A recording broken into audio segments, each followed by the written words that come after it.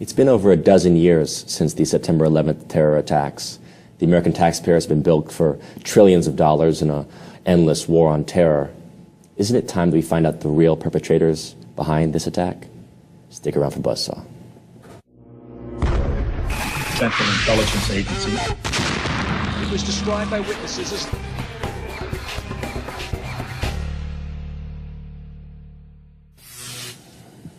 Christopher Berlin used to be an investigative journalist for the American Free Press, and more recently has written 2 books on solving 9/11. He's joining me today to discuss perhaps who the real suspects should be in investigating that crime.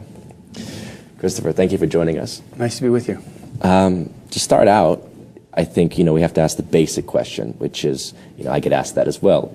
Why do you believe that 9/11 is not what the mainstream media and the 9/11 Commission tells us to believe as a Al-Qaeda conspiracy perpetrated by 19 terrorist hijackers on airplanes, 4 airplanes that day? Well, it's very simple. First, that the crime of 9/11, in which 3,000 people were killed, was never really investigated as a crime. The evidence was destroyed, for example, the steel at Ground Zero, and what evidence that was remaining was not analyzed. So the person who was supposed to prosecute the crimes of 9/11 was Michael Chertoff, Assistant Attorney General at the Department of Justice. And the FBI was supposed to provide him with the analysis of the evidence to prosecute the crimes. None of that ever happened. Rather, the steel from the World Trade Center was sent to a couple of junkyards in New Jersey, cut into small pieces, mixed with other scrap, and sent to China.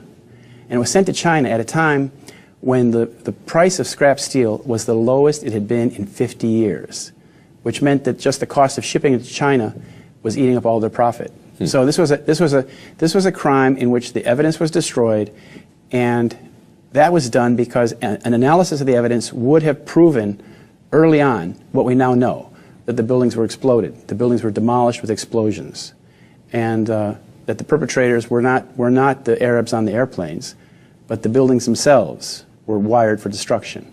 And 93% of the people who died on 9/11 died in the Twin Towers. Well, so you said, for example, that there was a profit to be made by selling the scrap. Now, who exactly? Was that the owners of the Trade Center buildings that would make profit on that?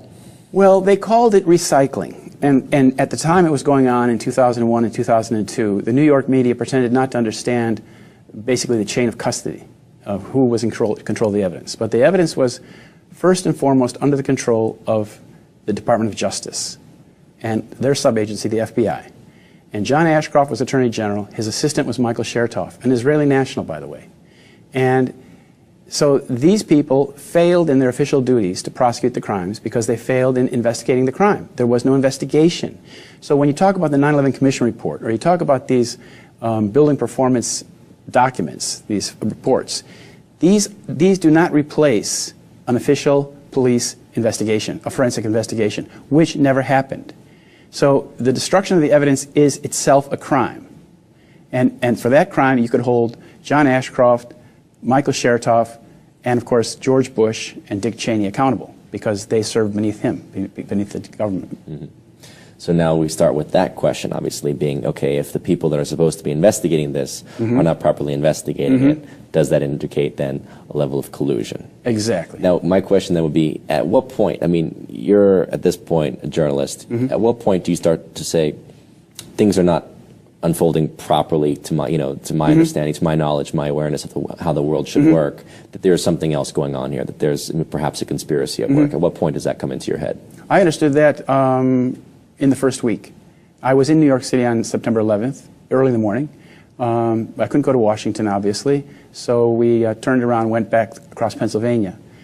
And as I started writing about it, when I got back to Chicago a couple days later, I could see that the government and the media were avoiding 2 main things. They were avoiding the evidence of explosions in the World Trade Center, and they were ignoring and omitting any discussion of these 5 dancing Israelis. And then these are the guys, these Israeli agents who were caught basically celebrating the collapse, the burning towers behind them in New Jersey. And then thirdly, about a week later, there came out this report about the instant messaging services of Odigo. It's an Israeli company that was based in Herzliya, Israel, and also near the World Trade Center. And some instant messages went out on this text messaging service, Israeli-owned, that warned of an imminent catastrophe at the World Trade Center, and it was sent out about 2 hours before it actually happened.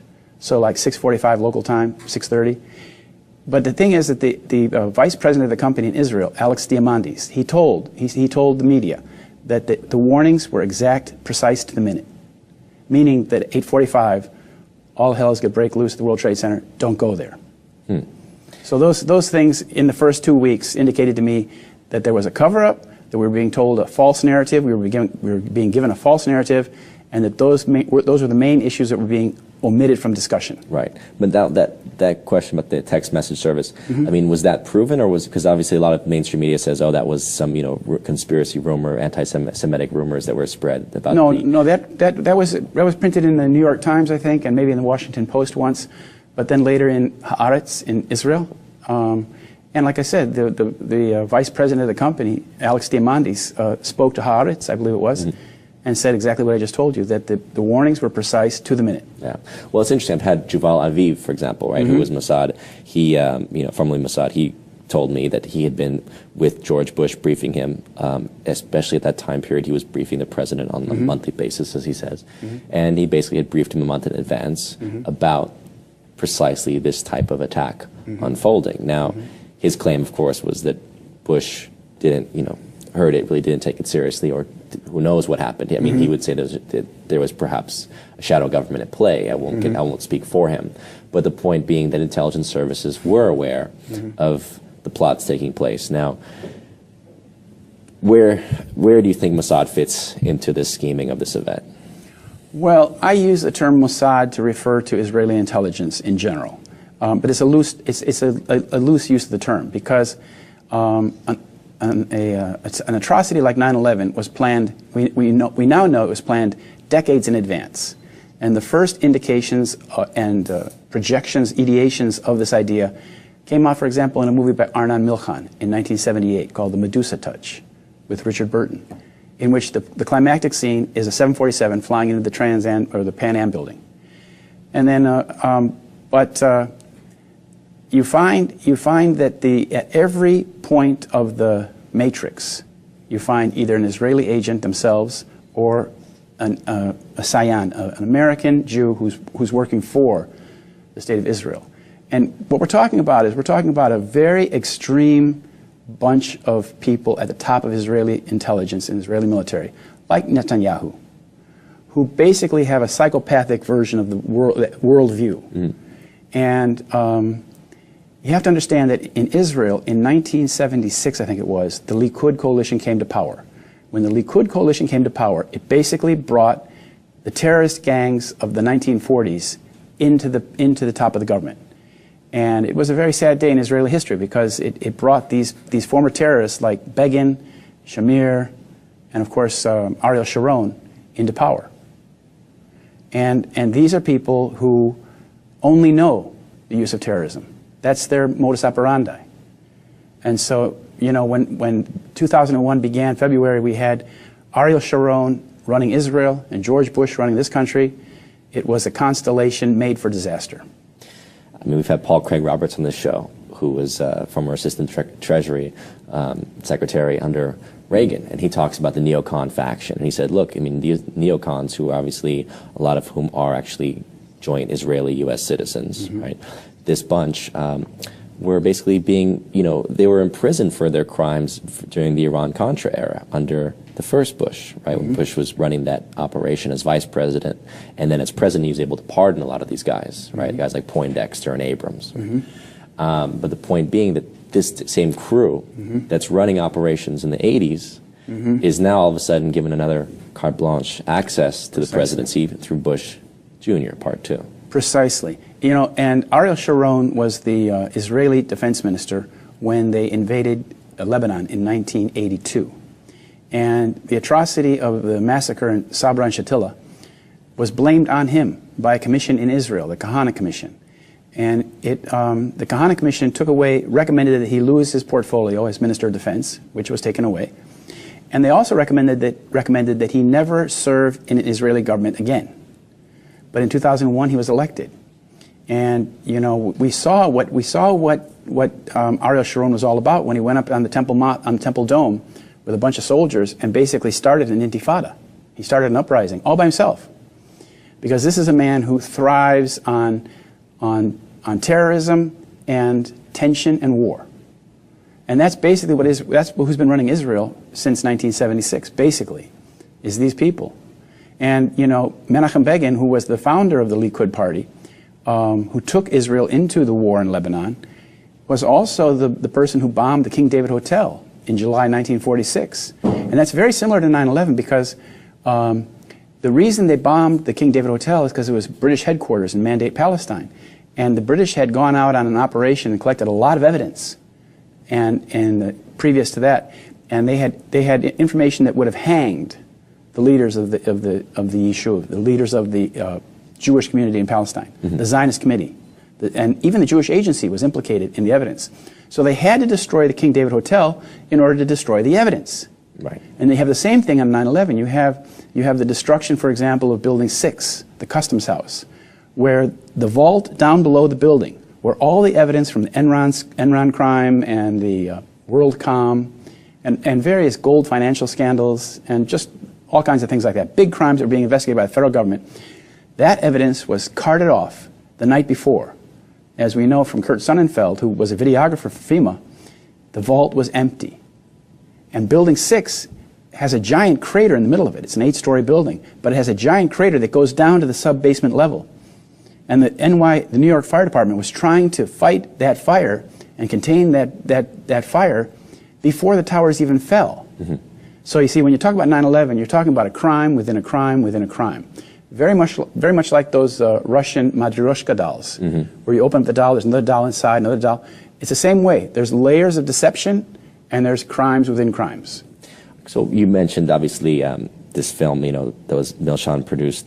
Ironically enough, he's won the Oscars the last 2 years in a row. And that actually happened after he admitted to being a notorious arms dealer who helped the Israelis to secure the nuclear bomb. Right? That confession occurred, and then all of a sudden he wins 2 Oscars. But his film dealt with a terror attack and a plane hitting a Pan Am building. But how does that, in a sense, you say it's a precursor or in a sense a foreshadowing of 9/11, but at what point do you think this attack was staged and, as you say, for covering up what crimes? Like what was the intention of the cover-up there? Well, they had to have the cover-up because in such an atrocity there are 3 levels that have to be controlled. You have to control the investigation, you have to control the interpretation, and you have to control the litigation. So the first one is you have to control the access to the evidence. Because if proper investigative forensic examiners were able to access the steel of the World Trade Center, like the steel of the World Trade Center, this is a place where about 2,700 people died, more or less. But 93% of all the people who died in 9/11 died in those buildings. But that's the crime scene where all those people died. It was literally an American Holocaust because they were being cooked alive above those crash zones. The people who were trapped above the crash zones were being cooked alive, which is why so many jumped. But had that steel evidence been properly preserved and stored someplace and made available for a thorough investigation, then the true nature of the collapse would have been revealed early on. And that would have blown the whole thing out of the water because, as we now know, nanothermite was found in the dust. Basically, all that was left of the World Trade Center after 9/11 was dust and steel. Okay? The U.S. government did some little survey of the dust, and they found that all the dust contained tiny droplets of molten iron, basic little balls of iron. Well, where did that come from? That doesn't fit into the official version in any way, because there's no way that iron could be made molten in a crash scenario like they presented in their books. So, and then in interpretation, we were given a false interpretation of what happened on 9/11 by Ehud Barak, Israel's former defense minister and prime minister. He was in the London studios of the BBC World before the towers even fell. And he was giving this explanation. He said, the world will never be the same from today on. He said, we know who's behind this. It's basically, he says, it's Osama bin Laden. And we know where he is. And he said, now is the time for America to engage in an operational war on terrorism. And that little spiel that he gave on world television, BBC World, then became basically the takeaway from the whole thing. That's what everybody then believed from then on. That was the Israeli interpretation of 9/11. It was there. I mean, it was what PNAC was calling for. The Project for a New American Century was calling for. Right. We need to basically take.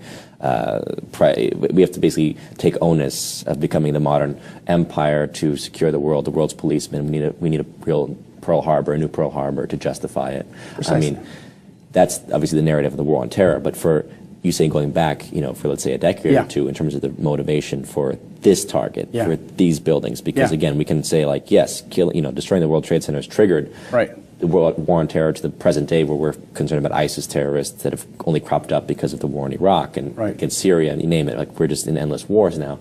But the point being that why the Trade Center buildings? Why these three, especially World Trade Center 7? Because that one didn't even get hit by a plane, and they still demolished it. So something must have been in there that they wanted to cover up. Well, yeah, the OEM, the Office of Emergency Management, New York City, they had a hardened bunker on the 23rd floor. The entire 23rd floor was a hardened bunker with resistance to every nuclear blast, even. I mean, basically, and that, I think, is probably where the people who pushed the buttons on 9/11 that caused the demolition of the towers, they probably worked out of there. Then afterwards, they had to destroy the evidence again. But the thing is that in 1979, the founding head of Mossad, his name was Isser Harel. In 1979, he predicted to an American visitor, a Zionist mercenary, what do you call it, evangelist, a TV evangelist, named Stephen Evans, or Michael Evans. He told him that in 1979, he said, Arab terrorism would come to America. And when it does, they will attack your tallest building in New York City. Because he said, for the Arabs, that's like a symbol of your fertility. And he made that prediction in 1979, and 22 years later, it came true. And, in my book, Solving 9/11, I go to I start from the history. And I explain how Israel has done this kind of thing before. I explain the motivation. I explain also how they were setting up the crime. Well, you talk about false flags, for example, how they've, are notorious for being able to create sort of, whether it be the Palestinians, for example, creating terrorist groups or networks that may either ultimately, like Hamas, for example, many people say was originally, in a sense, not necessarily seeded from Israel, but they did allow Hamas to operate out of Israel proper, right? And ISIS or ISIL or IS, Islamic State, it's. For example, all the videos we're seeing now, well, first of all, false flag terrorism has now become the new norm. After 9/11, that's the seminal event of our time. But afterwards, like the recent events in Denmark and in Paris and in Kenya, and many of these attacks, most of these attacks are more of the same, false flag terrorism. And so what I recommend to your viewers, is that they read John le Carré's book, The Little Drummer Girl. Because in that book, it was written with the help of the Mossad. They explain in the 1980s exactly how Israel sets up such things like the Paris shooting or the Danish shooting, and how they do it. And 9/11. I mean, for example, the 6 or 7 of the so-called Arab terrorists who were living in Florida all had duplicate licenses issued in their name.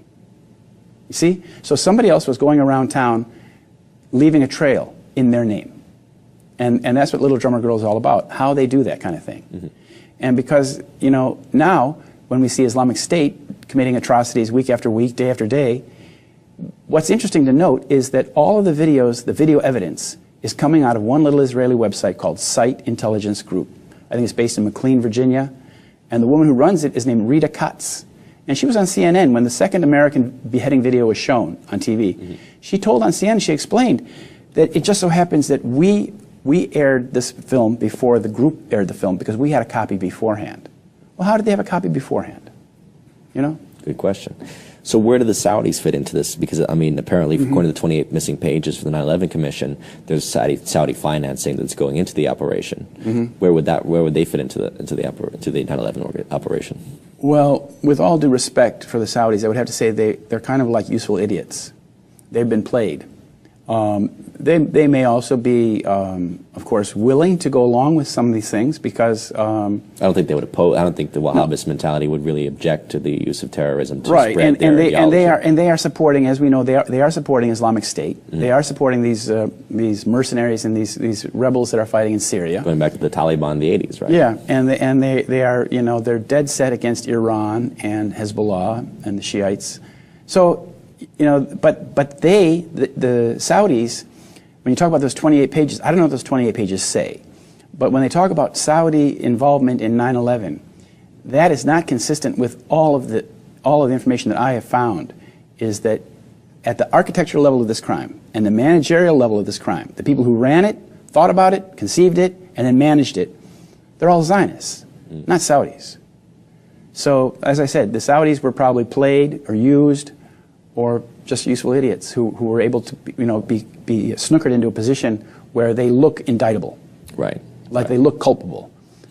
Well, but I think even above the Zionist level, you still have what's the British Empire, Yeah. which is still a tactical, you know, how do you say, it's a tactical machine. Yeah. You know, the British Empire is the one that formed Israel in the first place, is the one that created the Saudi Arabia, because Arabia obviously was not under Saudi control before the British gave it to them. Right. It, you know, basically established the modern Middle East. And so they're tremendous architects, going back to Bernard Lewis and his arc of crisis policy in the late 70s, right, that Brzezinski bought into when they formulated the Afghan war against the Soviets, right? The idea we can use this radical Islam against, this is historical British policy, against any kind of sovereign nation state, be it USSR, be it China, be it Assad now in Syria, or, you know, Nasser and Sadat in Egypt before, right? So it's a very, to me, it's a British imperial policy that plays well into the Zionist, let's say, worldview. But when you look at the British imperial policy, you have to look at who's behind that imperial policy, and you do find the fingerprints of the Rothschild family, for example.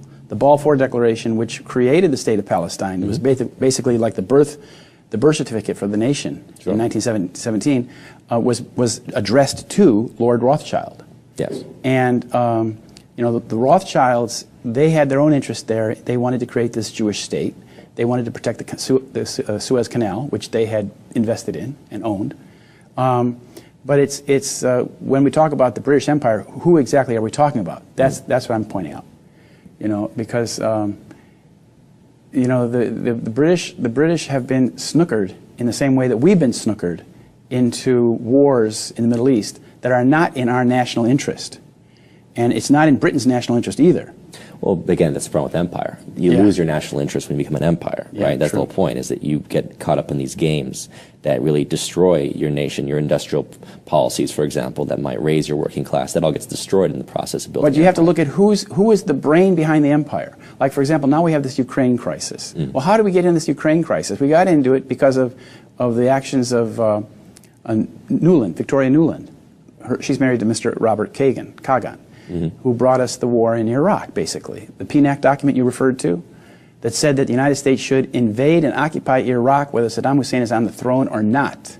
That was in 2000, right? Well, now she comes along and she's the one who brought us the crisis in Kiev. She supported it, and then she said they had been pumping billions right into the and two weeks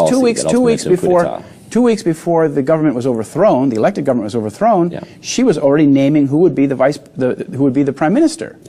So I mean, it's like this is not an American empire. This is an American empire with a foreign brain, if you will, with a foreign agenda at the top. So it's very destructive of our nation. It's destructive of everything this nation stands for. And we are enslaved. We are enslaved to that deception that began on 9/11. And if we don't free ourselves from the deception of 9/11, if we don't understand that this is all based on deception, then we will remain enslaved to it. And it means nothing good for us. You know, those people that died on 9/11, there were thousands of people died, 3,000 people died. More and more will die as a result if we don't free ourselves. It's in our absolute best interest as a nation that we expose who's really behind 9/11 and bring them to account. You know, justice.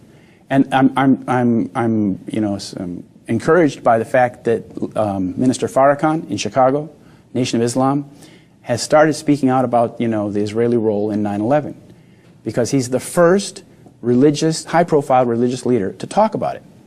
You know, all of our institutions have failed us. The media, the government, the police, the universities, the churches. I wrote a letter to the Pope. I told the Pope, you just have to tell the people that we've been deceived about 9/11. That's all. I mean, how can the churches go along with this deception? The deception is killing us. How can they go along with it?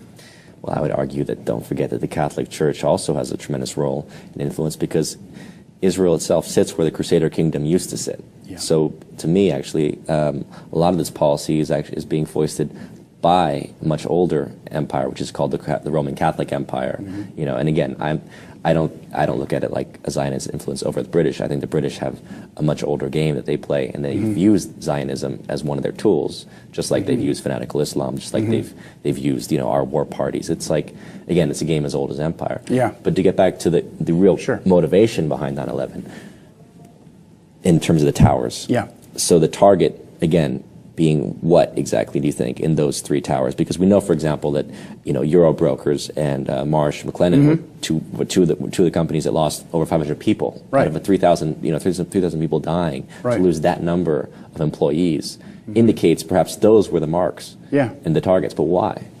Yeah, well, you know, one thing is that, as I said before, evidence of crimes, evidence of the big crimes of the 1990s was being destroyed systematically. As we know, Rumsfeld came on TV on the day before 9/11 and said something like $2 trillion was unaccountable for from the defense budget. And then, you know, the missile... Dov Zakheim was the controller that Yeah, day. for Dov example. Zakheim was the controller, and then the plane that hit the Pentagon went into, or the missile, went directly into the accounting office where that money was being, you know, sought, looked for. So The books. yeah, the books, and the same thing, like both airplanes went into secure computer rooms in the Twin Towers. As you said, Marsh McLennan went right into their computer room, the first one. But that brings up a whole other thing, because when we talk about Marsh McLennan, we're talking about Maurice Greenberg and Jules Kroll. And Jules Kroll Associates, had control of the security for the building, you know? And Jerome Hauer had worked for them. Jerome Hauer then appeared on TV in San Diego on the morning of 9/11, again blaming Osama bin Laden.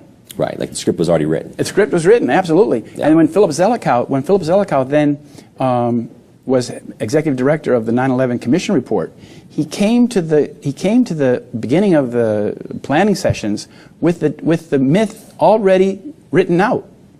He's a myth maker, basically. That was his specialty in college. He wrote his thesis was the creation and maintenance of the public myth. And then he gave us a myth, he wrote the myth, and all those bullet points, all of those points and titles and subtitles of that myth were already on paper before the people even started talking. So you see, that's...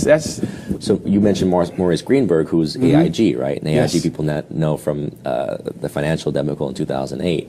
But AIG has a long history with CIA and other covert operations, because the insurance always has to come into play at some point. Yes. In our world, what's their role? Do you think, the AIG factor in this whole thing?